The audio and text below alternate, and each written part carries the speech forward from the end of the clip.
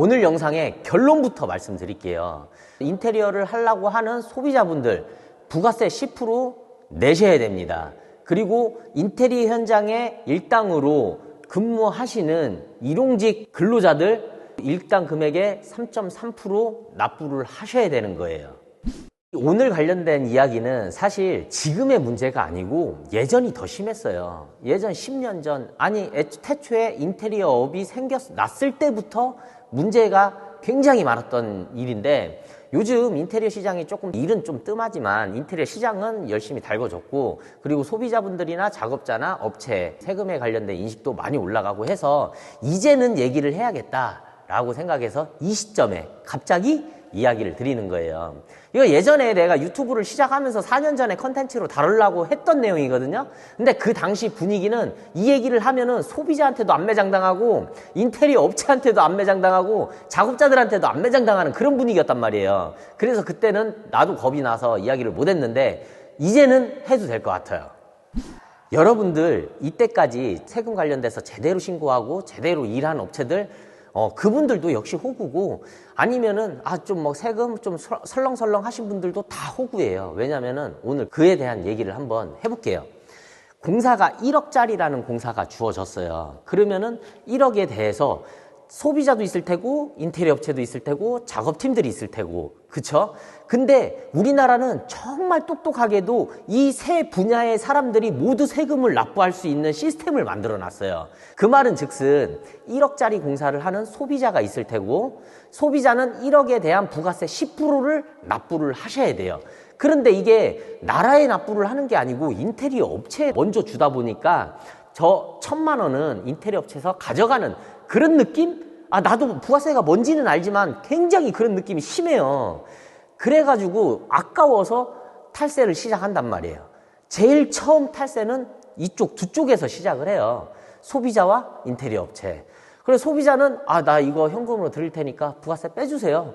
인테리어 업체는 예, 알겠습니다 하고 이렇게 된단 말이야. 그러면은 무조건 소비자가 탈세했다라고는 볼 수 없어. 인테리어 업체도 탈세를 했지만 소비자한테 끌려가는 불법의 길을 빨려 들어가는 호구라는 거지. 물론 먼저 인테리어 업체가 소비자한테 이거 현금으로 주시고 이렇게 하면은 1,000만 원을 뺄 수 있습니다. 이거는 쌍놈의 새끼고 그렇게 하는 업체는 없을 거라고 생각을 해요. 왜냐하면 굉장히 위험한 거거든요. 그래서 인테리어 업체랑 소비자랑 이런 거를 짬짬이를 안 갖고 제대로 일을 시작한다? 그러면 또 무슨 문제가 있냐면은 작업자들한테 또 빨려다녀. 작업자한테 빨려다니는 호구. 나도 호구예요. 한번 얘기를 해볼게요. 좀 셉니다. 세요. 소비자와 나는 부가세 신고를 하고, 저 같은 경우도 매입 매출 정확하게 신고를 하고 그거에 대한 소득세를 납부를 하려 그래요.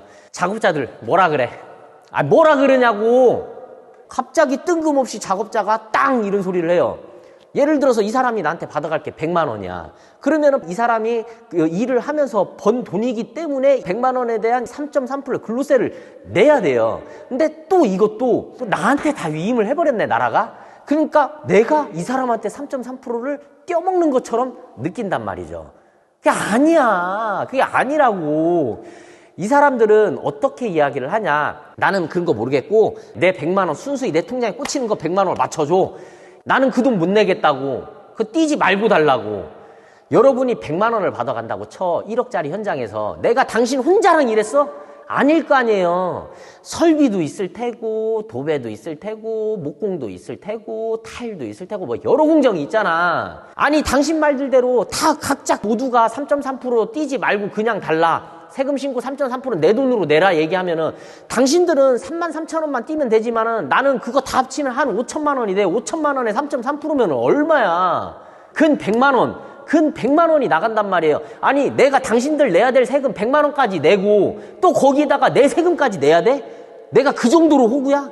여러분들 내가 그 정도로 호구냐고. 우리가 인테리어 업체가 그 정도로 호구냐고. 아니잖아요.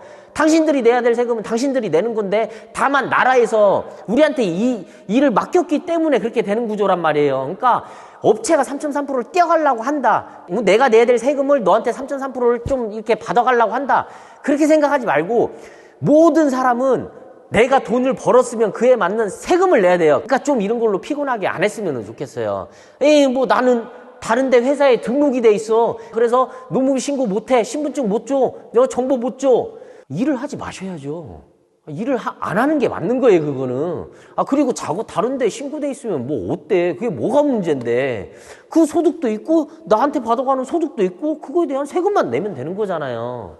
그래서 이거를 좀 바로 잡고 싶어가지고 오늘 영상을 찍는 거예요. 이거는 엄연히 진짜 이거는 내 입으로 말할 필요도 없는 그냥 불법이에요, 불법. 여러분들 불법인 거 다 알잖아. 그런데 뉴스에서 어떤 재벌이 뭐 리스로 해가지고 뭐 페라리를 샀네 하면 거기다가 뭐라고 달아. 이 새끼들 난방판을 빨리 초록색으로 바꾸든 뭘 해야 된다 이런 소리 하죠. 아니 우리 뭐 털어서 먼지 안 나는 사람 없잖아. 나도 졸라나. 냄새 풀풀 나. 근데 우리 이렇게 문화가 조금 더 성장해가고 우리 인식이 또 이제 고급지게 선비 마인드로 가면은 앞으로 제대로 하자 이거죠. 이거는 엄연한 불법이에요. 소비자분들도 세금에 대해서 부가세를 인정하지 않고 업체한테 지급하지 않는 것 자체가 불법인 거고, 근로자들도 너희들도 소득세를 너희들 거를 왜 안 끊고 아니면 업체한테 내라, 이것도 말이 안 되는 거거든요. 소비자 여러분들도 이거 아셔야 돼요. 집을 1억치 인테리어를 했어. 그럼 나중에 여러분들이 늙어 죽을 때까지 평생 거기에서 알콩달콩 잘 살면은 문제가 없겠지만 어떠한 이유에 또 이사를 가게 되잖아요. 그때 내가 내 집을 팔라고 하면은 어떻게 돼? 양도세 내야 되잖아, 양도세.